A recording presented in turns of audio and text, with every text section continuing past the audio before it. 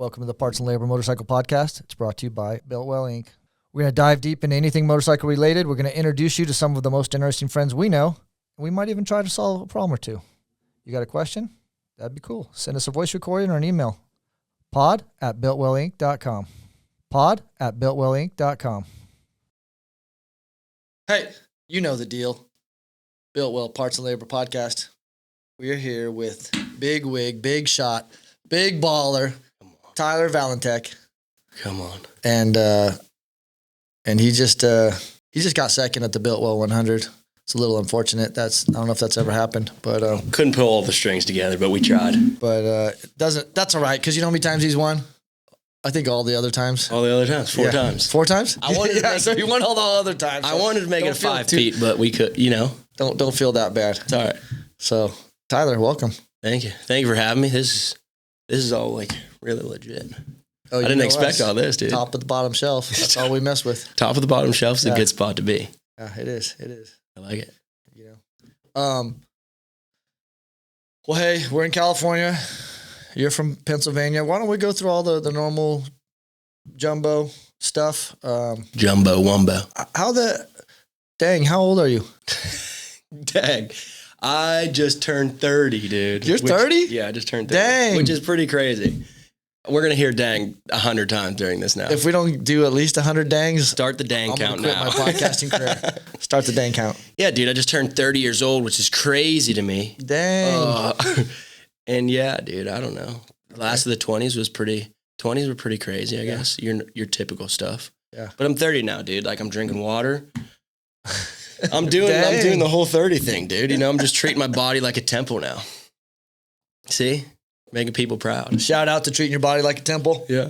That's my boy, Tyler. Bailey keeps me straight on that. I'm a garbage disposal. I'll eat anything. Yeah. But Bailey's been doing me good. For the people that don't know, who's Bailey? Bailey's my wonderful girlfriend. She comes on all these crazy trips with me. I probably put her through the ringer, but she still shows up. So she's pretty cool. A keeper. Yeah, she's pretty cool. Yeah. She does keep you on the straight and narrow. She does. Someone needed to. She strikes me as she's a little bit of an old soul. So I think she's a little wise beyond her years, where you're maybe a little behind in that department. So she is. She keeps me on the straight and narrow, which I need. You need sometimes. Also, she's got good people feeler skills. She's a good reader. Yeah, she's a good people reader. That's what I think. She's a good reader. One of her best assets. So good for you. You need to have people like that in your life. Thank you. So you guys are out here. You've been doing this trek almost every year, right? I like doing it. Yeah. Especially for something, come out to race and everything. It's a good reason to get out here. And then there's so much to do out here. You just keep going. It's pretty easy to keep going, So for our listeners, viewers, I don't know how you're consuming this podcast. Maybe it's on YouTube. Hopefully it'll be on iTunes and all that other stuff real soon here. Tyler makes this trek every year. It seems like he loads up a motorhome, a trailer. He brings way too many motorcycles. He brings a cat. He brings his girlfriend, the aforementioned Bailey, and somehow I think he's a kid. Although he just said he's 30, I feel like he's still a kid. Feel like a kid, dude. Man, he's able to bust his butt enough in the winter that he can come out here in the spring for sometimes like a month or more. Sometimes, dude. A couple years ago, we were on the road for 6 months. For 6 months, that was a stretch. So I feel like there's not a lot of young people that have that sort of pre-planning and discipline in their bones. I would imagine that some of that pre-planning and discipline is why you end up on the box most of the times. I think it's luck. It's not luck. I think it's luck. It ain't luck. I seen you ride. I've ridden with you actually, and I think it's luck. And by riding with you, I mean way, way, way behind you because you're freaking fast. But it's not luck. It's a little bit of thought and putting together a plan of action and executing. And so that's what obviously gets you out to California for a month in the springtime, which is typically our best month to visit anyway. So, and I know you got all kinds of friends out here, and Tyler comes, visits all the friends, does all the things, and then he goes back home and works his butt off to come do it again. That's what it seems like, at least to me. Driving trucks and trailers, dude. Is that what you're doing now? Yeah. Yeah. I got my CDL, so, getting to drive bigger trucks. Yeah. Which is what I was after. Yeah. So what kind of trucks are you driving these days?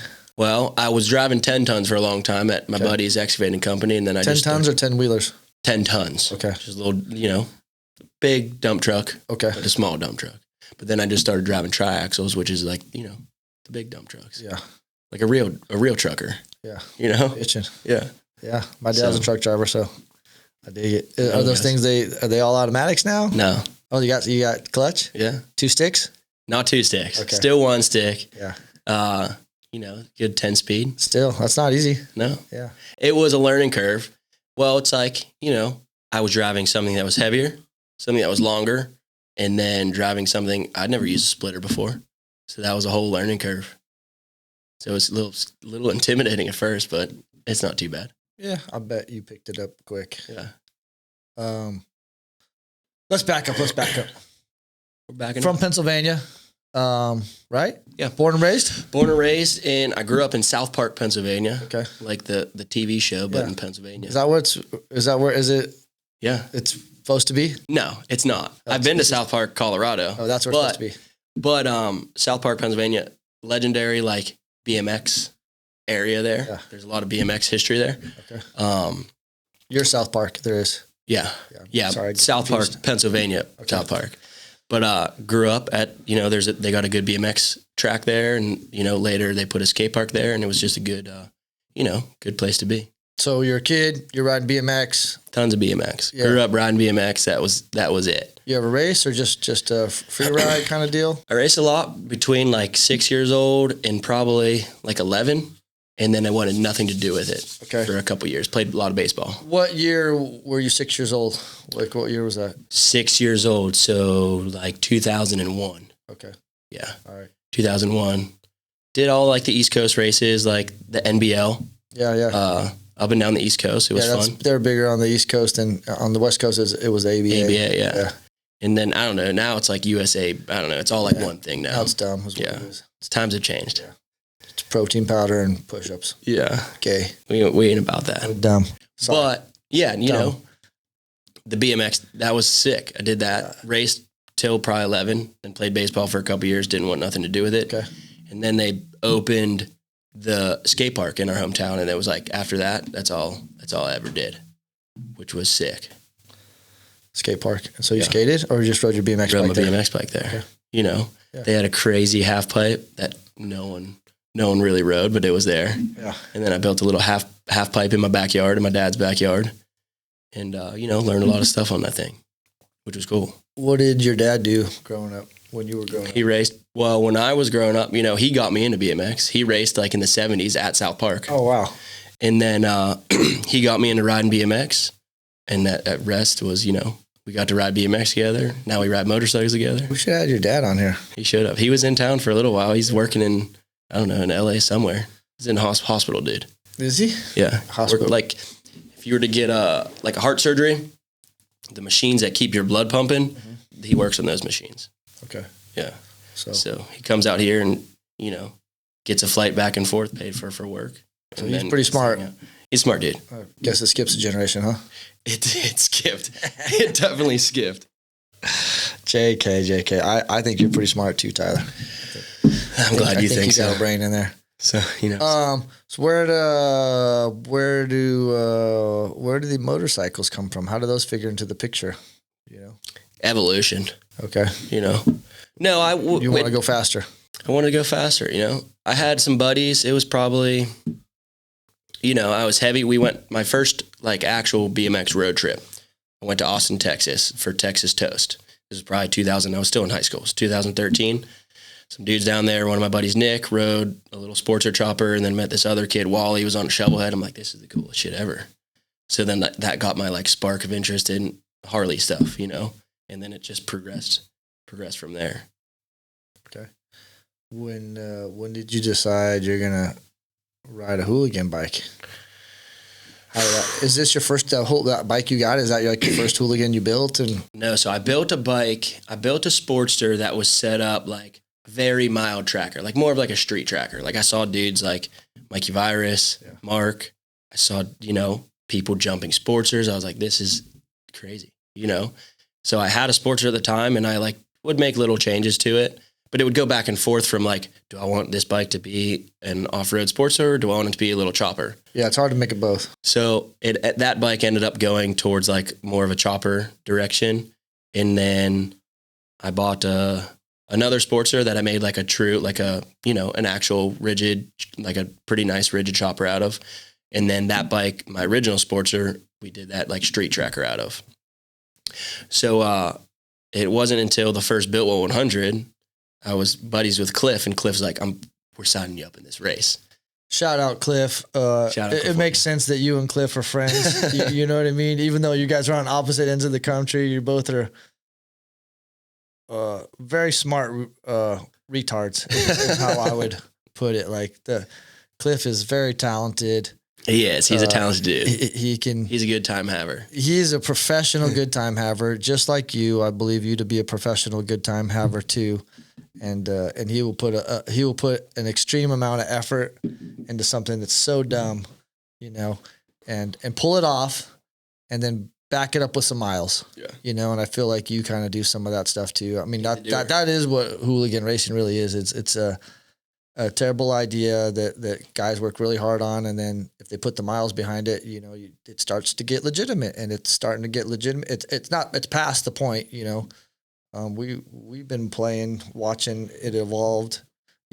I think we've had a little bit to do with it. Maybe in the beginning, I feel like the bikes were like the weak point, Yeah. It's crazy how far they've come. Dude, the bikes aren't weak now, and the riders are strong, and there's some strong dudes doing it. And like that guy that showed up this weekend who nobody ever heard of. Dude. And shout out Mark.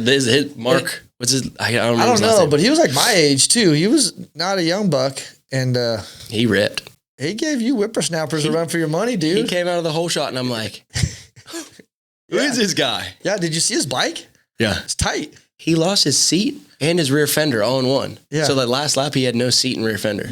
I don't know what he was pinching onto. Dude, he must have a bruise. I saw it out there. I was like, someone's had a rough time out here. Yeah. It came back in. Actually, I saw it. Yeah. It came back in. I remember somebody said it on the stage. He's cool, dude. I was pumped up that he went out and trained. Hey, he was really cool, and he gave us a bunch of stuff to give away, and I don't remember his name either, but he was a strong rider, and his bike was good. So things have changed. It wasn't a lot of times in the beginning. It seemed like luck of the draw type of deal. If your bike can make it, and if you can make it, now it's like the bikes are going to make it, and the dude's going to make it.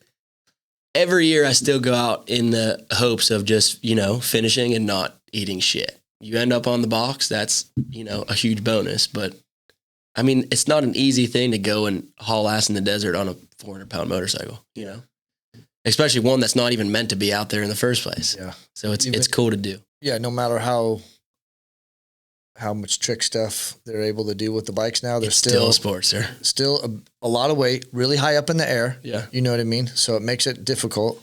And even though they can be somewhat more reliable, it's still a crappy Harley. It is still crappy. At the end of the day, it's still a crappy Harley. Even though it's the best crappy Harley they ever made. You can only do so much. You can only do so much. So God. But it is fun. It is amazing. Those bikes take a licking, and third lap, I'm always like, what am I doing? Yeah. Why am I out? Dude, I could race a 450 dirt bike and be chilling. I could race a real dirt bike. It's in my trailer, but I don't. Yeah. It's just a fun thing to do. Like I said, it skips a generation. It definitely skips a generation. All right. So you won the 100 the first 4 times. You won the Mint last year, right? I think I raced the Mint 3 times. I got second place 1 time. Yeah. First place the next time, and then second place the 3rd time. Okay. And then, the Mint's pretty tough. It's a hard race. There's it's very whooped out. Is it 400 miles? No, we don't have to do true 400. How many guys you guys do? I think we do 100. We do 2 laps, and normally, it changes every year, but it's normally around 60 miles. Yeah, I think I remember that when we tried to do it. Yeah. It was 60. Dude, I think 400, I don't want to say unobtainable, but dude, you'd be out there till dark. Yeah, 100%. Especially on there's dudes on dirt bikes Harley. coming back once the sun goes down, Yeah. And they have part of what makes it hard, the Mint extremely hard too for you guys right now, even, is that they have a time limit and you can time out and you're done. Yeah. It's very whooped. I feel like it's old truck course. The lake beds are a blast. I mean, 5th gear wide open. is a crazy thing on a big heavy dirt bike. That's what everybody always sees in the videos and the pictures is a lake bed. So people think it's easy, including me, you know, because I pitted a couple times for stuff. And then we sent Christian out there probably 4 years ago now, 5 years ago. And he came back with his GoPro. He's like, you told me it was easy. And dude, I seen the rocky hill climbs and the rocky descents. Yeah. He's like, it was so hard. It was funny. The first year I raced it, there's always like an easier, like to the first pit might be easier or to the second, to the back to the finish might be easier, you know? And it was when Dan and his buddy Carlos rode it. And Dan was like, dude, it's fucking hard. And Carlos was like, dude, it wasn't nothing, you know? And Dan's like, okay, you go out and ride the course that I just rode, you know? And he barely made it back. So it's like, there's always sections that are super hard. It might be the first section, it might be the second section, but it gets difficult. It seems tough. I got a lot of respect for you for winning that one. I know that one's again, stupidity is really it. Yeah, don't quit. Well, it's got you this far. Somehow. You got a cute shirt on.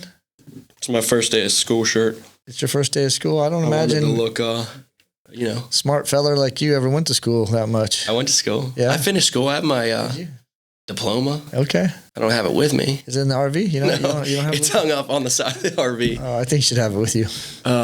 Yeah, that might not, you know, I don't think it'd benefit me to have my high school diploma with me, but first day of school shirt. Is that the dealership you worked at? Didn't you work at at dealership for a few years? This is crazy. I didn't realize. Yeah, I did. I worked at Steel City Harley Davidson. Yeah. This is a different Spirit. Steel City, shout out. Yeah, Steel City, good folks there. Good folks. This isn't around anymore, I don't think. Okay. I think this was like, I don't know, maybe it is. What happened to your Harley Davidson mechanical career?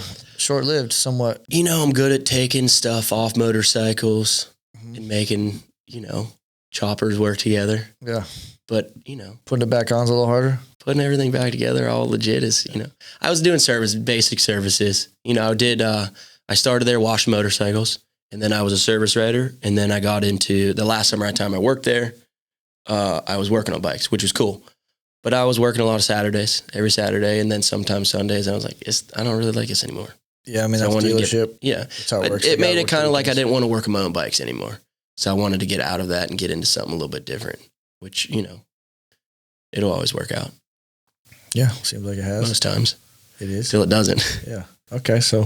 But yeah, the dealership thing was cool for a while, but needed something different. Yeah.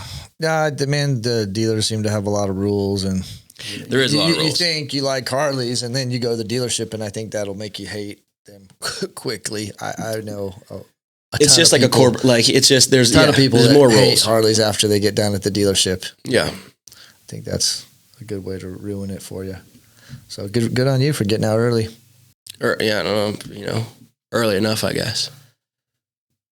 So it worked out. But the dealership life was cool for a little while. I liked it. I met a lot of people, you know.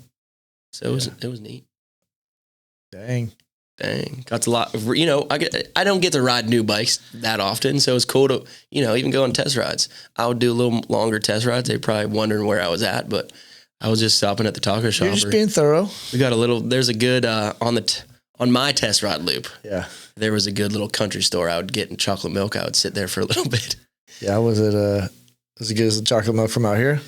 It's got some pretty good chocolate milk. You had ours, right? I don't know if I've done. Dijon's and Elsinore? I feel like some of your boys know about it. I might have to try it. I'm pretty much chocolate milk connoisseur. Yeah, stop by. Yeah. What's it called? Dijon's. Dijon's. Yeah, Dejongs. Dijon's. It's on Cordine, Elsinore. I'll try it out. Yeah, it's OG. It's like silk. Our spot's called the Spring House. The Spring House. Okay, that's the Spring House. We have to go try it, Flynn. You come out, maybe stay a at my reason house. To go out there. We can stay at your house, sleep in the RV with Astro. Yeah, I got a house. You know, we got places to stay. Okay. You can come visit my chickens. I got a rabbit. Okay. A rabbit's pretty cool. Rabbit got a name? Bailey's mom's. Well, I call it Bun, but Bailey named it Trixie. We kind of named it Trixie for a little while, but like Bun's just easier. Okay. You know, Bun.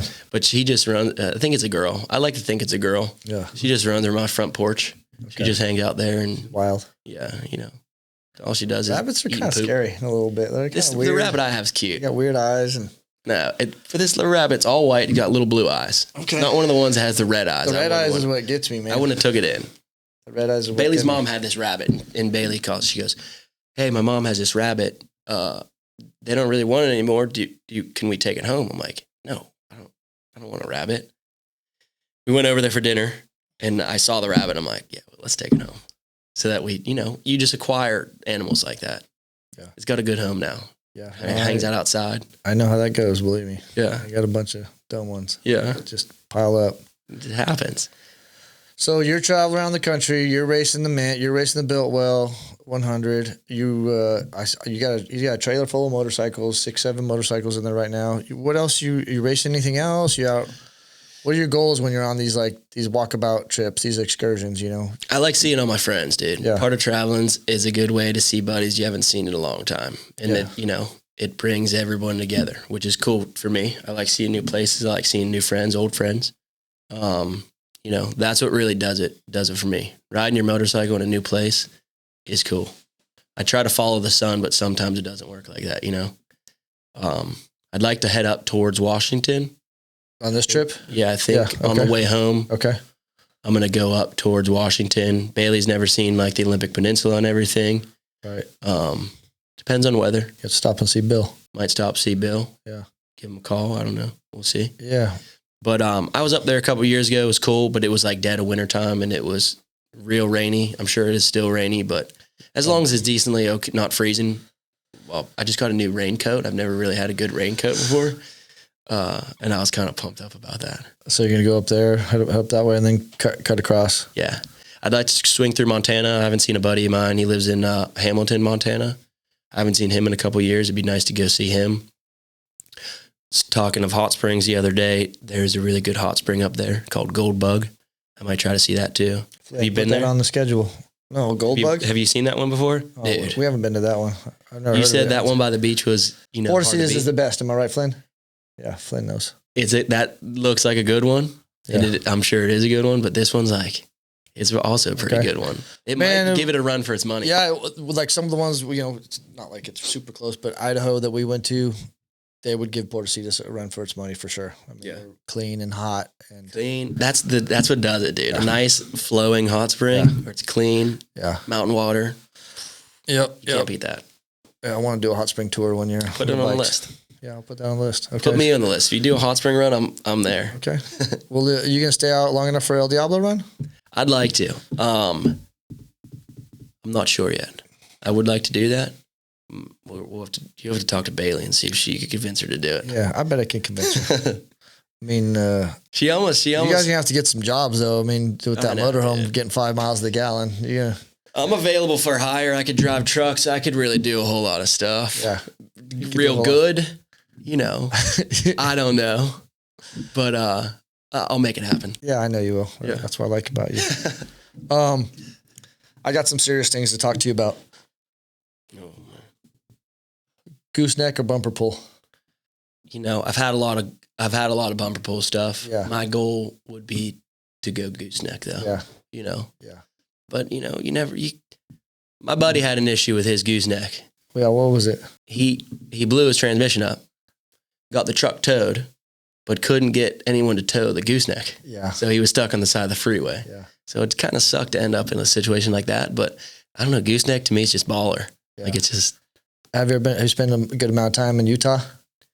Not a ton of time. I've spent probably a couple weeks there. Gooseneck, all them boys run out in Utah. They're all country out. Yeah, yeah. They're all they real all country got boys. gooseneck, man. Yeah. It's the way. It's the way. Gooseneck would be cool. Yeah. I got to buy a new truck, something that I could pull a gooseneck with. My 82 S10 won't do it. Yeah. It's not It's gonna 82? 82. Yeah. Stick shift? No, it's automatic. Okay. What is it? It's a 6-cylinder. It's Like 4.3. It's not. What is it? I don't think it's even that big. No? I want to say like 2.8. Okay. I think they used to put those motors like in little sand cars, it was a motor that had been around a long time. Yeah, it's pretty slow and it's really good. It'd be a really good farm truck at this point in its life, but I daily drive it and it's been good to me. None of the lights and everything work. The headlights work. No other lights work. The windshield wipers don't work. and it's tough in Pennsylvania not having windshield wipers, but So Rain-X goes a long way. Oh, Rain-X, yeah. But sometimes I do get out at a stoplight and I have to clear it off real fast with one of those things I stole at the gas station. We had Volkswagens when I was a kid, dude, so we Rain-X like a mofo. Rain-X? It works. We'd put our fresh coat on every couple days or whatever. It took me a while to use Rain-X. I just didn't think it worked really well, and then I did it, and I was like, why haven't I been doing this the whole time? Yeah, no, it's so good. It's so good. Yeah, Rain-X works pretty good. I'd like to fix my windshield wipers at some point, but... So you like dovetail or you like ramps? I mean... I'm a ramp guy. Yeah? Yeah, ramps are pretty nice. You lose a little bit of clearance with the dovetail. A little bit. And sometimes that's ramps are nice. Yeah.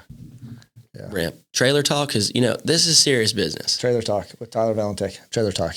This is, Enclosed or open? Enclosed. Yeah, it's not a question, huh? All day long. I don't want, if people could see what was all in that trailer, they'd be like, this dude doesn't know how to load anything. Yeah, they criticize your tie down techniques, huh? Dude, but there's a technique, you got to get everything. I wish I would have bought a different trailer from the get-go. I can't fit bikes directly behind each other. I have to have the back ones like kicked to the side a little bit. Yeah. And I wish I would have bought a wider one. We've talked about it. Yeah.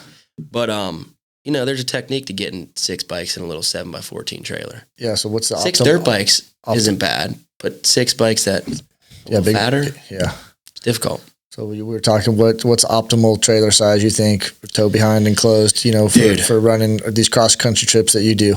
If I could get one, if I could buy one right now, it'd be probably an 8.5 by 16. 8.5 by 16. That'd be a perfect enclosed. I'm in the market, so I like that. I feel like it's an odd size. I like that. It's good too because the bug is about 13.5 feet, so I think I could get the bug in and still have room to move down the sides and tie it down. Well, does that have doors that open, or do you have to climb in? No, they got doors that open. It does. Yeah, it's not the General Lee. Yeah, I don't know. It's a bug, man. I'm not a bug guy yet. I've seen them. They tickle my fancy, but I don't have one. You're not a bug guy? I am. I would be a bug guy. I just don't have one. Well, dang. Maybe at some point I will have one. Yeah, I bet you would. You'd have fun. But if you and Cliff went in on a bug, I feel like that'd be a good. Cliff had a bug for a while. This little. Yeah, I knew he grew up with a bug. He had a bug. Then he had that Suburban that was. That's how you huge. get that crafty is a bug. Yeah. I'd like one. It'd be cool. I would go race the Mint on a bug. I don't think I'd race a motorcycle the Mint anymore, but a bug would be kind of cool to do. Bill hit me up yesterday. It sounds like we might go race the Mint with the bug next year. Really? Yeah. So maybe put that on your list if you come back out. I'll come pit for you or something. Yeah. How does the car pits work? Like same kind of deal? Yeah. Do I need like a fire resistant suit or something? To splash gas, I think you do. Yeah. Yeah. Maybe. Yeah. Maybe I'll find one of those. Yeah. You should come out. We could use the help. I don't know if we even make it to the pit. So enclosed. Yeah. Enclosed trailer. 8.5 by 16. Yeah. Unless I had a different pulling rig, I would just get like a big, long, like 28 foot enclosed trailer. If I had a smaller RV and I could put like a little like fold down benches and like a table in the back so you had a place to hang out. Because so many people, you go to events, so many people come in your trailer and hang out. Yeah. It's like, looks like a tornado went off in there.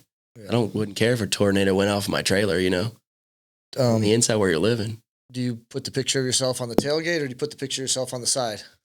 Tailgate. I don't need the whole side. Yeah. We ain't that fancy. What about your Instagram? Where do you put your Instagram? It ain't on there. Why not? I don't want people. How many more followers? I cut my name off there because I didn't want people to see if I was driving like a jerk.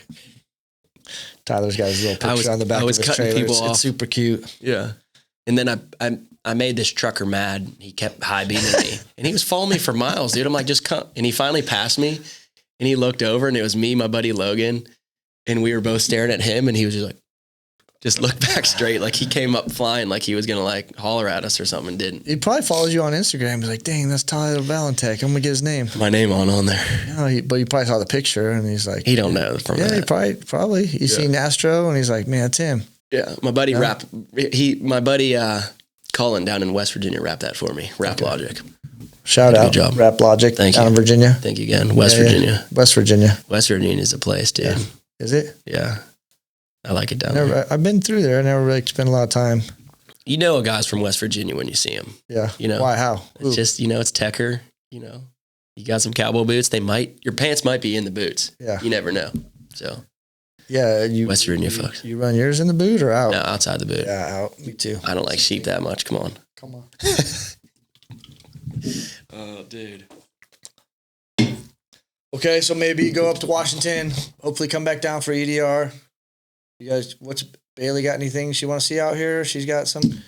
I'd like to show Bailey like the Olympic Peninsula, some national parks up there. I get nerded out, and I like getting a patch and a postcard from each national park. I got a bunch of them now. It's kind of cool, kind of not cool, but she got all the national park bug. They're very cool. Yeah. It's national park is something that's very special about America. It is. Especially the western half of the United States. I think we got some of the better ones. There's definitely some of the better ones out here. So I'd like to show her that stuff. She just graduated hair school.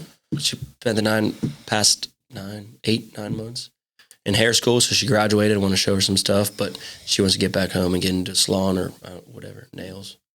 She from your town too? She grew up in a town right next door. Okay. But I met her at a taco shop. Taco shop. They got taco shops back there? Not real good ones. Not good ones. Yeah, not good ones. American tacos. Yeah.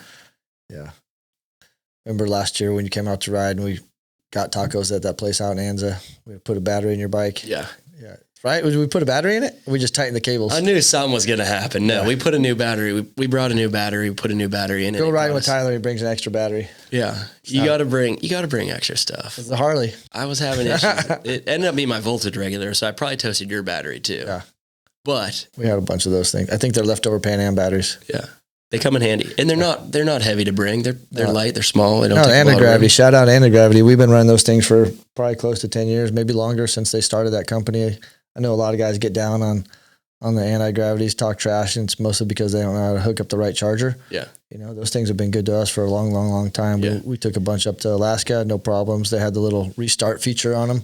I haven't had one that had the little restart on there. Yeah, I think it's super helpful on a dirt bike, you know, where you're probably not carrying a bunch of junk. And it was one time on the Pan Ams, we had to use it. The bike had been in the van for a couple of days, and so it was so cold, and I think it might have had the flashers on, you know, the anti-theft thing going on, and just got a long screwdriver and hit that restart button because the battery was dead and started right up, and it was saved us from, from Pan Ams. Yeah. It saved us from. Yeah, pain in the butt. Pan Ams, you know Pan Ams? Yeah. Well, how do you know Pan Ams? I took a trip down to Mexico with Danger Dan. You and Danger Dan? Me and Danger Dan. Why would you do that? Dude, I don't know. Danger Dan's a couple sandwiches short of a picnic basket, if you know what I mean.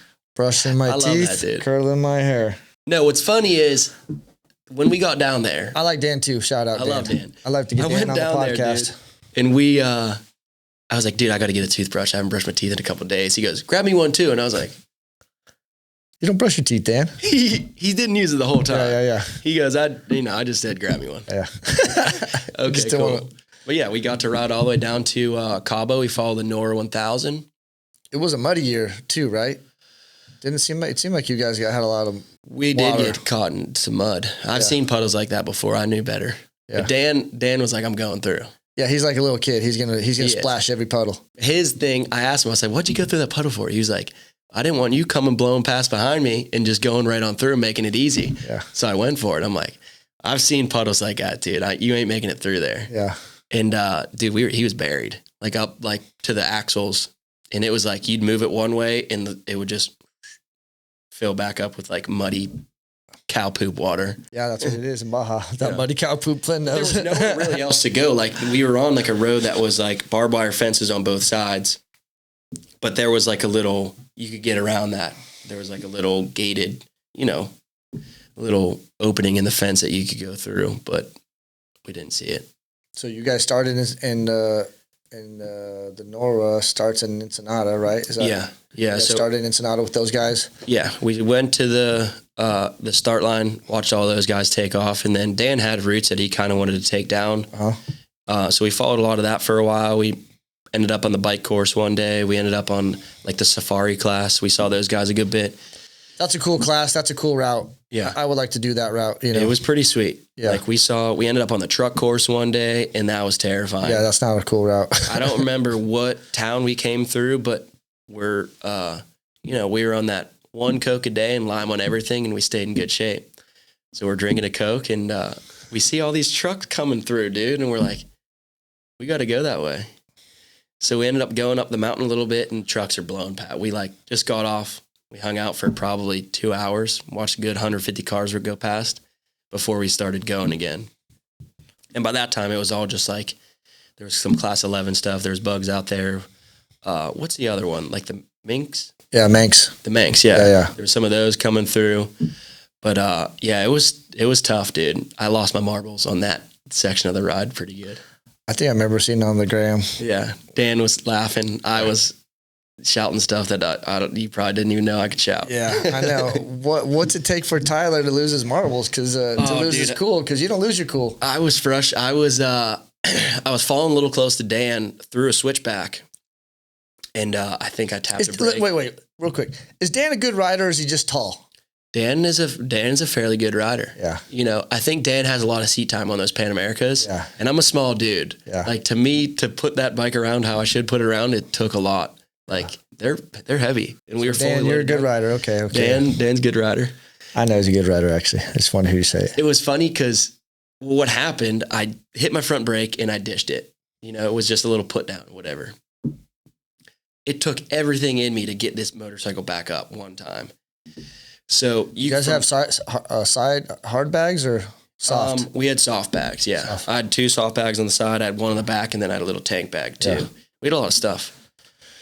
But I picked it up once, and it was the track was like so run in from all the trucks going through. It was just, dude, boulders, loose, rocky stuff everywhere. So I tried to go again, and I made it like 10 foot, and I fell the other way. But the bike was downhill on me at this point. Mm-hmm.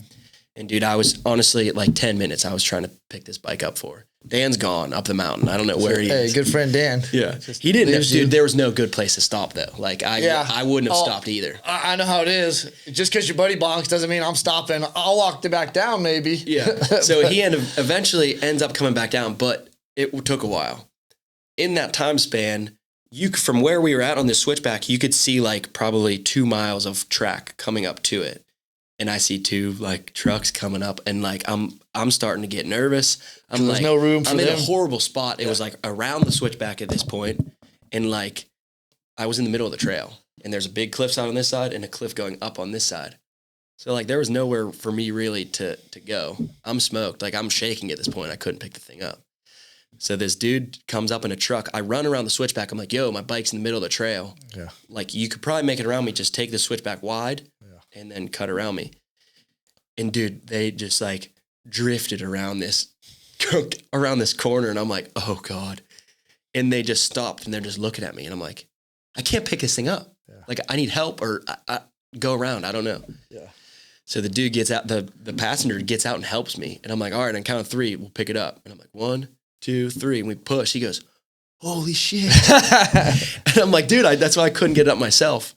So I have my helmet off, like my long sleeve shirt's off, like I'm sweating out there. So I get the bike up, and my helmet's like 20 feet away. And I'm like, trying to put the kickstand down, I couldn't, it's so uneven. So I got a rock, I jammed it like underneath to like hold the bike up, go grab my helmet. And dude, I remember putting in like off-road plus and just pinned it. And like was just walking with it, like my feet barely touching the ground, and I ended up getting out, and then Dan's running down the hill. I'm like, good timing, dude. He goes, keep going. Done all the hard work without you, Dan. Thanks. I was worked up, but we made it out there. It was fine. Ended up working. You always leave some good with the good stories from Baja. Baja is a crazy place. It's a crazy place. It is. Yeah, we just did respect. We just did a trip down there, and anytime you make it out alive or not on the tow truck, you did okay. You did damn good. Yeah, when you cross back over that border. I feel dangerous when I'm down there. Like I feel like I'm like breaking the law, but maybe not. I don't know. Like it's the wild west, man. Still, I don't know if I'm in danger or I am danger. You know, I don't know. Dang, that's deep. Dang. Okay. Dang. Got any more rides planned? Big ones like that? Those Pan Americas are pretty cool, man. They do a lot of stuff. I was surprised we put it through some shit. Yeah, they do, and adventure bikes in general will go places that are pretty amazing and get to bring all your stuff, like you said, all your gear, and those Pan Americas are really good on the road, man. They freaking fly. We were on Nobbies doing 115 miles an hour. Yeah, they got giant huevos. If I was doing 80 on my Sportster, I'd be like floating on a cloud. Yeah, they're cool. It's cool to see them get a little traction with that thing. I think they came out of the gate a little premature, and they got a little stink eye and bad rap, and now some of that's behind them, and this year, right? They updated some of those models. They got dual 17s on them, which are really good for the street. Street stuff. Yeah, that'll make them more popular, I think. And you see guys doing FXR division, and other guys. I think Cut Rate's got one, did one up. Doing some aftermarket stylish stuff. Road Ripper, dude. They might look a little nerdy out the box, but those guys you do some cool stuff with them. Big Chris and Oliver have cleaned them up a little bit, and those bikes make people, I think, want to be attracted to that platform. Those things are fast, dude. I'd rather have one of those in a bagger. Yeah. I'm not a bagger guy. I don't think I'll ever be a bagger guy. Plus, you don't gotta call your mom, tell her you're gay. That's it. Yeah. Maybe an old bagger. Beep that, Flynn. Beep that. Couldn't believe it. Goldwing. Well, Goldwing. Goldwing's different. That's different. Up to where was it? It's like just north of San Francisco. There's like a little like state park up there, like right on the coast. Point Reyes. Okay. Point Reyes. Shout out Nigel Kennedy. Rode his Goldwing up there. Dude, it was cool as hell. I guess him and his dad are riding those down to EDR. I seen. Yeah, him and Richie. He cracks me up. Shout out Richie Kennedy. Oh, yeah. Goldwings. Dude. Goldwings are the best. Yeah, we're trying to get Honda to give us a couple of the new ones. I think it's like He's an the dude that rides ones off-road. You see that guy? Yeah, I don't know his name. He sends it. Dude, sand is a leash, dude. Yeah. Yeah. He's just pinned just all over the place, shredding. It's crazy. Yeah, that tells you that's the bike that could do anything. The Goldwing. Race the Goldwing at the Billow next year. I want to race 2 Up. Can I race 2 Up next year with Bailey in the back? Sure. Is there like insurance, like no-nos about that? There probably is, but I don't. I think I can make it one lap. Once they send that thing over the insurance, I don't read it. I just there's like one little paragraph at the back that I need it to be right, and everything else in the middle I don't read. I think I can make one lap. Just sign it. Swipe Bill's credit card. That's all you got to do. Yeah. Make one lap with Bailey on the back. Yeah, that'd be something. Do it. I don't know what bike. I don't know if I do. My sports would be maybe a little rough. You guys are doing a little 2 Up this weekend, right? On bike. What, on the Dyna, yeah. We rode to that hot spring. I pulled the Dyna out, and got a little whooped out. It was nice. Saw it. Yeah, we're gonna use that in the Bill feed. It was cool. It was good. I don't know how poor Bailey. Yeah, she's broken. We took a ride in Arizona, and it was to the edge of the world. I don't know. Bradley Turner told me about it. Arizona Brad. Yeah. He goes right out here, and it was like 40 miles off road. Bailey's wearing shorts, riding on my race bike on that gripper seat. She was not happy. 40 miles? Yeah, 40 miles there, and I think 40 miles back. Yeah, she wasn't real happy. About that one. Yeah, so good. What we talked about your dad just a little bit. So is he the one that you think ruined your life with motorcycles and bicycles and just getting you going on this life adventure? You got a big heart. You're not afraid to send it. Like, where does that come from? You got a grandpa that took you on adventures when you were a kid. You read some book that messed you up when you were a kid. What happened? I don't know. Dude, my dad definitely got me into BMX, and I think I kind of, I might have got him into motorcycles. I don't know. I used to ride his bike to high school. Okay. I kept convincing him to get a Harley. My mom kept trying to convince him to get a Harley. He finally got one, and I would take it to high school and stuff. It was kind of cool. But I don't know. I feel like I have good or bad influences everywhere. Well, who were some early ones that sent you down this path? You feel like, dude, my uncle was a dirt bike rider. He got me into the dirt biking kind of deal. That didn't take off. I was more BMX tried and true. But my uncle was a dirt bike rider. My dad was a BMX rider. My grandpa was a old car dude. So it was like I've always had some good influences. Yeah, there's a lot of racing in that area where you're from. There's some cool stuff out there. Definitely some cool stuff. And then getting into traveling, dude, you meet so many people that, are impacted by whether it's off-road stuff, on-road, you got good influences everywhere. So it's cool meeting people and networking and doing that whole thing. So who's influenced you now to do fun stuff?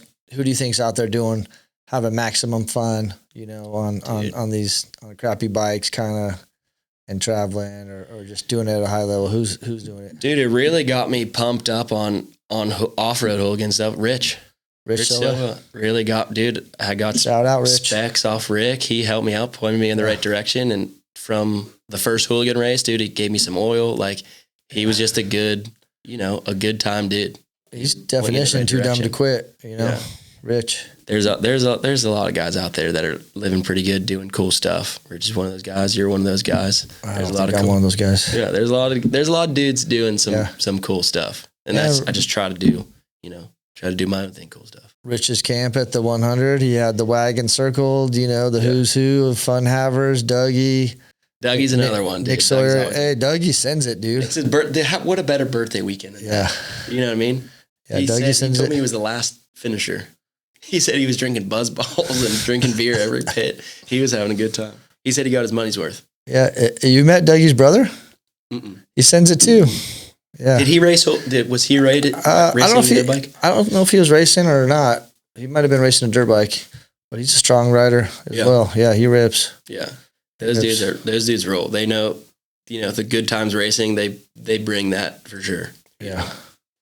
I like those guys. Rich's wife, she's been up on the box at the 100 a bunch. Yeah. She's a tough old lady. Yeah. Damn straight. They know how to have fun. They know how to have fun. With a name like that, you have to, So what are you going to do this summer then? You going to go back, drive a truck? I think so. Go back, drive some trucks. I'd like to ride my Sportster a good bit more. I don't have anything I'm building right now. I'm not really. I finished my Shovelhead last year. That was cool just to have running again. I have a little Ironhead Sportster, a little 64 that I'd like to redo at some point. Maybe I'll do that. Yeah.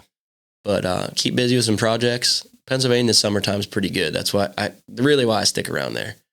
The summertime's there. We've been having some good summertimes. So. Yeah, that's a cool place. I like Pennsylvania. Go work, drive some trucks, have some fun, do some weekenders, How come we haven't seen much of your Shovelhead? I feel like you've had it for a minute, but we don't see it out there. I brought it last year out here. Yeah. I rode that a good bit around Sequoia, Yosemite. We did that whole thing last year. That was amazing. I had an electronic ignition on it last year. It ended up taking a shit. I just switched back to points. So I've been riding that around, took it down to Daytona for bike week. But, it's not the most comfortable setup that I've put together. Okay. My Sportster is a little better for longer rides, but the Shovelhead gets it where it needs to, Yeah.